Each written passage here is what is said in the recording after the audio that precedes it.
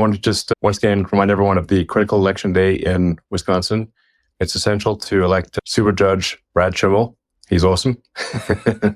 And he is crucial to ensuring that the Democrats do not redraw the districts in Wisconsin and lose 2 Republican House seats, which could then give the House majority to the Democrats. And if that were to happen, it would be a massive impediment to President Trump's agenda. And of course, they would try all the usual tricks like impeachment and everything else. So in order to achieve the government reform that the American people voted for, it is essential to elect Judge Schimmel and also to vote in favor of voter ID for Wisconsin, which is a critical swing state. And if you're in Wisconsin, please go and get your friends and family and take them to the polls. If it's ever worth taking a bit of time off work to go do this, now's the time. The America PAC is also offering $100 at this point to, if you literally take a photo of someone holding a Brad Schimmel picture and a thumbs up. So it's very straightforward. Please go out right now and take pictures of people with Judge Schimmel's picture and upload them to the America PAC website, and you will get $100. So it's like, should be the easiest money ever. And let friends and family know about this. But whatever it takes to maximize the awareness of the significance of this election, like I said, could decide who controls the U.S. House of Representatives, which then determines in large part how America is governed and then the future of the world. So I feel like it's like one of those strange situations where a seemingly small election could determine the fate of Western civilization here. So that's why it's worth dragging your friends and family out, even knocking on doors for neighbors and getting neighbors that you've never met before and getting them to the polls, and even leaving work early to go do this. I think this is one of those pivotal times where the fate of the world may rest upon an election of a seemingly small situation or a very significant situation in Wisconsin. So if you've got friends, if you don't live in Wisconsin, but you know people in Wisconsin, please call them and urge them to vote. This is going to go right down to the wire. And you can register to vote and vote on the same day. So if somebody's not registered to vote, they can register to vote and vote on the same day. Hi, Alex here. One of the things I think is really important to emphasize is the massive turnout that Donald Trump had in the 2024 election. He had 1.7 million people turn out for him to vote. So if what you just said and take that and basically say, Donald Trump needs this vote of yours in order to get his agenda passed, in order to basically not lose House seats, you owe it to him and the country to show up to vote. There's no reason why any one of those 1.7 million Wisconsinites should not go out to vote today for Brad Schimmel. Because in reality, it isn't just a vote for a candidate. It's a vote for the future of the country. So it's going to come down to turnout. And only the voters in Wisconsin can actually turn out to vote and make that difference. So I think that's one of the key things, is that turnout is everything in this election.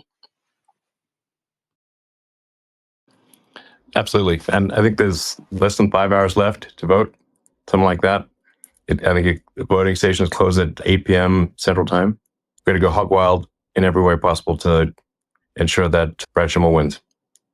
So thank you, everyone. I just want to, and I apologize if I'm being kind of like annoying and repetitive on the subject, but there's a reason for it, because I think it matters for the future of the world.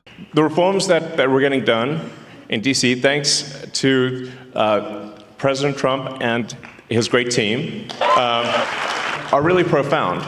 Really, the goal is very simple. It's to restore merit and freedom. So that's what it comes down to. So America is the land of freedom and opportunity. So we want to restore individual freedoms, freedom of speech, just in general, get the government off your back. And then make sure that you succeed in the United States as a function of your hard work and your talent, and nothing else. So these are really noble and important principles. And also, and I'll talk more about this all night really, as long as you guys want to hear about it. As you may have seen with stuff that we've posted on the Doge.gov website and the Doge handle on the X platform, there is a tremendous amount of waste and fraud in the federal government. Like, shocking, really. It's insane. Yeah. It's really wild. So, it was inevitable that at least a few Soros operatives would be in the audience. So, yeah, thank you. Thanks, guys. Isn't it shocking how much violence and hatred is coming from the left? Isn't it supposed to be the party that they claim to be the party of empathy? And yet they're burning Teslas and shooting up dealerships and calling for the death of the president and me. I'm like, guys, this is insane. Like, they're gone psycho. It's really like, I totally understand if somebody doesn't want to buy a product. Yeah, it's up to you. It's a free country, but you don't have to burn it down. Okay, but much. That's somebody else's car. Leave it alone. Thanks, guys. Yeah. So. Man, the derangement level on the left is just like, it's blown my mind, frankly. I'm like, what is going on? They've just lost it next level. I'm like, it's like, whoa. And I sort of wonder the legacy media is in part to blame for this, and maybe primarily to blame for this, because it's really terrible. It's like, if they keep calling, they've obviously called President Trump every name in the book. I think there was one article that called the president worse than Hitler, Mussolini, and Stalin combined. And I'm like, actually, President Trump has not killed anyone. In fact, he's very good at stopping wars, not starting them. So, we're really very different. Maybe we need to add some more history lessons back in schools. Because I don't know if people understand, what the difference. Do they know what Hitler, Mussolini, and Stalin did? It seems they don't. It's just indicative of the poor quality of education pushed by the National Department of Education. So, that's why we want to restore freedom to the states, let the states decide on the educational agenda and not have something pushed by a bunch of neo-Marxists in D.C. So, it is astounding how much anti-American propaganda is pushed on kids today in schools. It's mind-blowing. It's like, what the hell's going on, So, anyway, but on a more positive note, we have this petition, sort of against activist judges, because judges should be simply interpreting the law and not making the law. So, in appreciation for the support of people in signing this petition against activist judges, we just want judges to be judges, which is a reasonable thing to ask for. And we're obviously seeing like some crazy stuff in D.C. where it seems like it's like any federal judge can stop any action by the president of the United States. This is insane. Like this has got to stop. It's got to stop at the federal level and at the state level. But let me first hand out 2 $1 million checks in appreciation.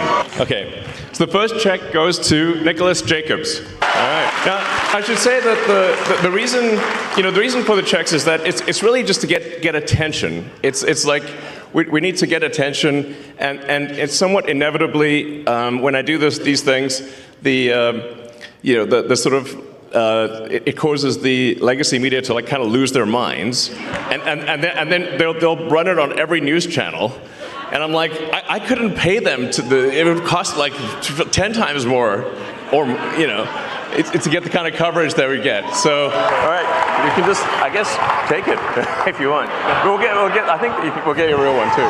So, and then the second one is to Ekaterina. Let's see, hopefully here. So, well, and like I said, this is just helpful for getting attention, and then like it's kind of fun to see the legacy media lose their minds over it too. So, love you too.